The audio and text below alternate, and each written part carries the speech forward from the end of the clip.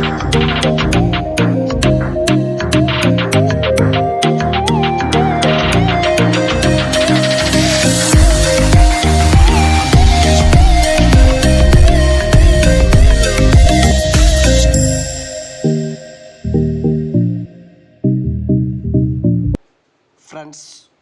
स्वागत है आपका ऑनलाइन नर्सिंग इंस्टीट्यूट के इस प्लेटफॉर्म पे। एक ऐसा प्लेटफॉर्म जो आपको इजी और अंडरस्टैंडेबल नोट्स प्रोवाइड करवाता है। हमारे नोट्स आपके हर एग्ज़ाम के लिए बहुत यूज़फुल हैं, चाहे वो यूनिवर्सिटी का एग्ज़ाम हो या एम्स का। सो प्लीज़ बने रहिए हमारे साथ। अगर आपने अभी तक हमारे चैनल को सब्सक्राइब नहीं किया है तो प्लीज़ सब्सक्राइब करें और पास में दी हुई बेल आइकन को क्लिक करें, जिससे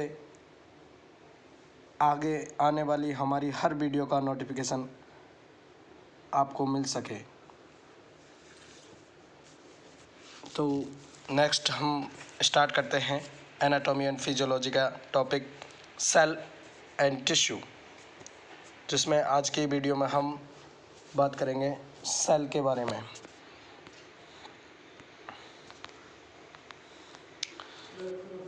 तो बात करते हैं introduction of the cell. Cell का इंट्रोडक्शन के बारे में हम बात करते हैं। तो सेल जो होती है स्मॉलेस्ट फंक्शनल यूनिट होती है बॉडी की। सेल हमारी बॉडी की स्मॉलेस्ट यानी सबसे छोटी फंक्शनल यूनिट होती है। ये फंक्शनल यूनिट होती है, ना कि एक पार्ट या कह सकते हैं हम ऑर्गन नहीं होती। ये एक फंक्शनल यूनिट होती है, सबसे छोटी इकाई होती है हमारी बॉडी की। The study of cell is called cytology. और जो साइटोलॉजी के अंदर सेल की स्टडी की जाती है। The term cell is first used by Robert Hooke. और जो टर्म सेल को जो टर्म है इसको पहली बार यूज किया था रॉबर्ट हुक ने सन 1665 में। बात करते हैं structure of the cell. Cell की स्ट्रक्चर के बारे में। The cell is consist of, cell mainly बनी हुई होती है तीन कंपोनेंट्स, जिसको हम कह सकते हैं। पहला होता है प्लाज्मा मेम्ब्रेन, दूसरी होती है न्यूक्लियस और इसके क्रोमोसोम्स, एंड थर्ड वन जो पार्ट होता है वो होता है साइटोप्लाज्म और इसके ऑर्गेनल्स। यहाँ स्ट्रक्चर इसमें शो की गई हो। बात करते हैं पहली स्ट्रक्चर सेल मेम्ब्रेन। जो सेल मेम्ब्रेन होती है इसको हम प्लाज्मा मेम्ब्रेन के नाम से भी जानते हैं। The cell membrane are consist of protein, phospholipid and also carbohydrate. जो सेल मेम्ब्रेन होती है वो प्रोटीन, फॉस्फोलिपिड्स और कार्बोहाइड्रेट की बनी हुई होती है। बात करते हैं functions of cell membrane. Cell membrane के क्या क्या फंक्शन होते हैं, क्या क्या इसके मतलब रोल होते हैं कि ये सेल मेम्ब्रेन क्या क्या काम करती है। तो जो सेल मेम्ब्रेन होती है वो सेलेक्टिवली परमेबल होती है। Then it is a selectively permeable with allows the passes of the important molecules across the membrane. जो सेल मेम्ब्रेन होती है वो सेलेक्टिवली परमेबल होती है, जिससे कि कुछ मॉलिक्यूल्स जो कि इम्पोर्टेंट मॉलिक्यूल्स होते हैं वो मेम्ब्रेन के अंदर बाहर आ जा सकते हैं across the cell membrane. It forms a compartment within cell. ये सेल का एक स्पेसिफिक कंपार्टमेंट बनाती है। It generates the bio electrical impulses. और ये बायो इलेक्ट्रिकल इम्पल्सेज का जनरेशन करती है। It provides surface for the attachment of the enzyme. ये डिफरेंट टाइप के enzymes, hormones and chemical agents को एक अटैचमेंट के लिए साइट प्रोवाइड करती है। तो इसके फंक्शंस के बारे में हमने बात की। इसके मेनली 4 फंक्शन होते हैं। पहली बात थी वो होती है कि ये सेलेक्टिवली परमेबल होती है, जिससे कि कई इंपॉर्टेंट मॉलिक्यूल जो होते हैं वो इसकी अंदर बाहर आ जा सकते हैं। It forms a compartment within the cell. और ये सेल के लिए एक कंपार्टमेंट का फॉर्मेशन करती है। और इससे तीसरी बात की थी, इसमें क्या है कि बायो इलेक्ट्रिकल इम्पल्सेज का जनरेशन करती है। और चौथी हमने बात की थी ये क्या है, ये विभिन्न हार्मोन्स एंजाइम्स एंड केमिकल्स के लिए क्या अटैचमेंट के लिए एक सरफेस प्रोवाइड करवाती है। बात करते हैं सिंथेसिस की कि सेल मेम्ब्रेन का सिंथेसिस कैसे होता है, किन किन चीज़ों से इसको सिंथेसिस किया जाता है। तो इसकी मतलब सिंथेसिस होता है वो एंडोप्लाज्मिक रेटिकुलम के द्वारा होता है by the help of the Golgi apparatus की सहायता से। बात करते हैं नेक्स्ट सेकंड स्ट्रक्चर की, वो होती है न्यूक्लियस और इसके chromosome. Nucleus and it's chromosomes. जो न्यूक्लियस होता है इसके बारे में बात करते हैं पहले। तो nucleus is a spherical oblique Oval shaped single structure. जो न्यूक्लियस होता है वो एक ओवल शेप्ड या फिर कह सकते हैं स्पेरिकल जो स्ट्रक्चर होती है, जो कि cell within the cell that contains the genetic material, जिसमें जेनेटिक मटेरियल मेनली क्रोमोसोम पाए जाते हैं। जो न्यूक्लियस के अंदर पाए जाने वाले कंटेंट होते हैं, the nucleus contents DNA, nucleoprotein and some RNA. ये 3 चीज़ें उसके डीएनए इस न्यूक्लियस के अंदर पाई जाती हैं। पहला बात करते हैं क्रोमोसोम्स की। जो क्रोमोसोम्स होते हैं वो जेनेटिक मटेरियल कैरी करते हैं और वो हेरिडिटी के लिए रेस्पॉन्सिबल होते हैं। The chromosome carries the genetic material with responsible for the hereditary characteristics।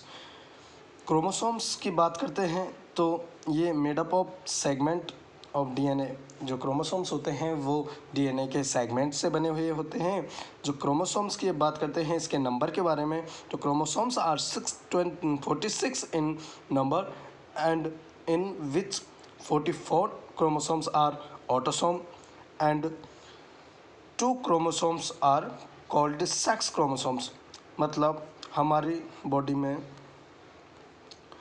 मतलब क्रोमोसोम्स की संख्या होती है 46 में से जो 44 क्रोमोसोम मीन्स 22 जोड़े जो क्रोमोसोम्स होते हैं उनको हम कहते हैं ऑटोसोम्स, एंड जो एक जोड़ा यानी कि 2 क्रोमोसोम्स होते हैं उनको कहते हैं अपन सेक्स क्रोमोसोम्स।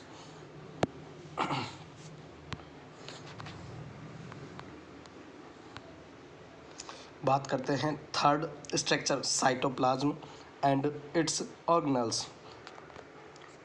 जो साइटोप्लाज्म होता है वो कंसिस्ट करता है मेनली 70% वाटर, यानी पहले स्ट्रक्चर लाइन बाय अपने से पढ़ गए। साइटोप्लाज्म में 70% वाटर होता है और उसके अलावा inorganic organic molecules different organelles पाए जाते हैं। तो cytoplasm is a consist of the mainly water 70%, organic inorganic molecules and different organelles. अब बात करते हैं कौन कौन से ऑर्गेनल्स इसमें पाए जाते हैं। तो पहला ऑर्गेनल होता है एंडोप्लाज्मिक रेटिकुलम, जो कि 2 होती हैं, रफ एंड स्मूथ। 2 टाइप की होती हैं, रफ एंड स्मूथ। दूसरा ऑर्गेनल्स पाया जाता है राइबोसोम, तीसरा माइटोकॉन्ड्रिया, चौथा लाइसोसोम, पांचवा सेंट्रियोल्स, छठवा गोल्जी अपरेटस, जिसको गोल्जी कॉम्प्लेक्स भी कहते हैं। बात करते हैं पहले ऑर्गेनल्स यानी कि एंडोप्लाज्मिक रेटिकुलम के बारे में। Endoplasmic reticulum is consist of an interconnected network of the membrane, tubules, vesicles and flattened sacs. जो एंडोप्लाज्मिक रेटिकुलम होती है वो मेनली इंटरकनेक्टिंग नेटवर्क होती है मेम्ब्रेन्स का, कुछ ट्यूबुल्स का और फ्लैटेंड सैक्स का। ये जो मतलब हैं स्ट्रक्चर, ये मिलकर एक नेटवर्क इंटरकनेक्टिंग नेटवर्क जैसी संरचना बनाती हैं, जिसको एंडोप्लाज्मिक रेटिकुलम के अंदर पाई जाती हैं। It divide the cytoplasm into vacuoloplasm inner side and cytosol outer side. ये जो एंडोप्लाज्मिक रेटिकुलम होती है, ये जो साइटोप्लाज्म को दो भागों में डिवाइड करती है। जो अंदर की साइड पाया जाता है उसको हम कहते हैं बैक्यूलोप्लाज्म, एंड जो बाहर की साइड पाया जाता है उसको कहते हैं साइटोसोल। इसके टाइप्स की अपन बात करें तो ये 2 टाइप की होती है, RER एंड दूसरी होती है SER। RER यानी कि rough endoplasmic reticulum and SER मतलब smooth endoplasmic reticulum. Rough endoplasmic reticulum के बारे में बात करते हैं तो it is filled with the ribosomes and cell synthesis protein. जो रफ एंडोप्लाज्मिक रेटिकुलम होती है इस पे मेनली राइबोसोम्स पाए जाते हैं और ये सिंथेसिस प्रोटीन भी इसमें पाई जाती है। लेकिन बात करते हैं जब स्मूथ एंडोप्लाज्मिक रेटिकुलम की तो इसमें राइबोसोम्स की संख्या कम पाई जाती है, यानी it contains lake ribosomes. It is concern with the synthesis of the lipid, steroid, cholesterol and carbohydrate. ये लिपिड, स्टेरॉइड और कार्बोहाइड्रेट, कोलेस्ट्रॉल इन सब के सिंथेसिस में हेल्प करती है, सिंथेसिस करने में हेल्प करती है या फिर सिंथेसिस करती है। It acts as a surface for attachment. ये एक अटैचमेंट के लिए सरफेस की तरह भी काम करती है ऑफ मैनी एंजाइम, विभिन्न एंजाइम्स के लिए, and also help to the detoxification of the drugs, alcohols. ये विभिन्न प्रकार के एंजाइम्स के लिए अटैचमेंट का काम करती है और डिफरेंट जो ड्रग्स या फिर अल्कोहल होती है उनका जो डिटॉक्सिफिकेशन का जो काम होता है उसमें भी ये बहुत हेल्पफुल होती है। बात करते हैं नेक्स्ट ऑर्गेनल यानी कि राइबोसोम्स के बारे में। जो राइबोसोम्स होते हैं वो प्रोटीन के बने हुए होते हैं। इसमें मेनली 2 यूनिट पाई जाती हैं, 60S एंड 40S।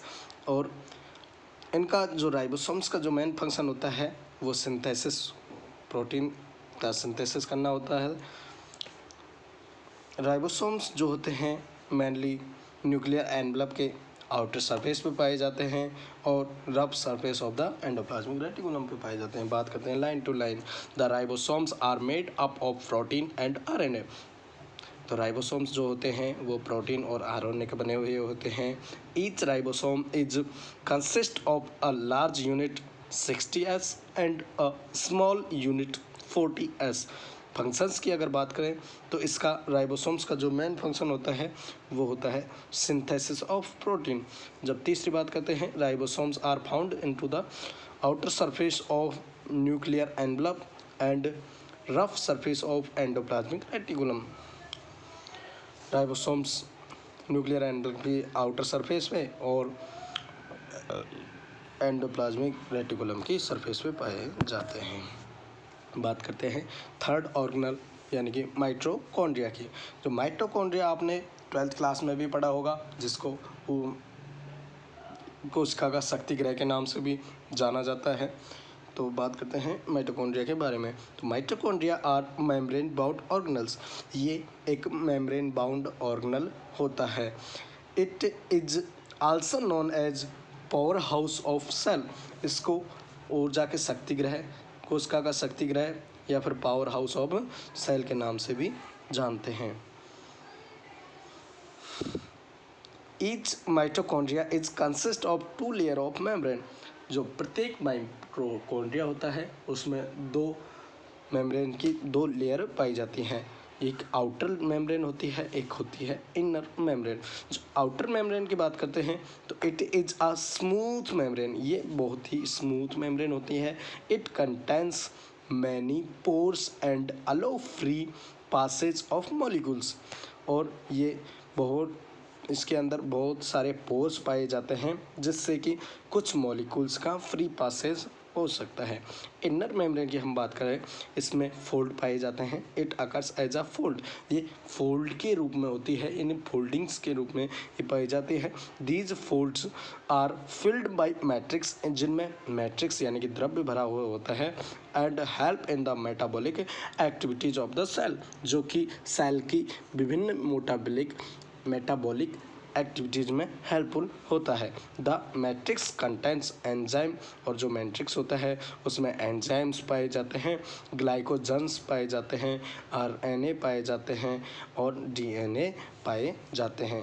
यानी कि इनर मेम्ब्रेन के अंदर जो क्या पाए जाते हैं, इनर मेम्ब्रेन फोल्ड्स के रूप में पाई जाती है जिसके अंदर मैट्रिक्स भरा हुआ होता है और उस मैट्रिक्स के अंदर enzymes, glycogen, RNA and DNA इत्यादि पाए जाते हैं। बात करते हैं चौथा जो और थर्ड ऑर्गेनल यानी कि माइटोकॉन्ड्रिया के फंक्शंस के बारे में। जो माइटोकॉन्ड्रिया का पहला फंक्शन होता है, it is main site of the TCA cycle, यानी कि ये TCA साइकिल की मेन साइट होती है और फैटी एसिड मेटाबॉलिज्म के लिए भी हेल्पफुल होती है।